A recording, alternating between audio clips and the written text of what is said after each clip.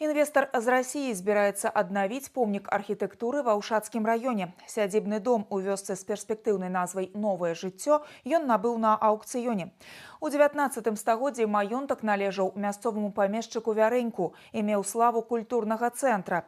Менавіта тут, як гавораць, была пастаўлена адна з першых беларускіх п'ес «Міхалка». У савецкія часы ў будынку размяшчаліся бібліятэка і сельскі клуб. Пры гэтым статус гісторыка-культурнай каштоўнасці сядзіба набыла ў 2020-м. Ранее усадьба уже 9 раз выставлялась на торги, однако желающих приобрести объект не было. Новым собственником сейчас стал инвестор из Российской Федерации и приобрел объект за 100 белорусских рублей. По условиям продажи новый собственник в течение 2 лет должен разработать проектную документацию и в установленные сроки провести реконструкцию объекта. Восстановление объектов историко-культурной ценности находится на особом контроле государства. Министерством культуры совместно с Витебским облсполкомом разработан план мероприятий по сохранению неиспользуемых объектов историко-культурного наследия в Витебской области.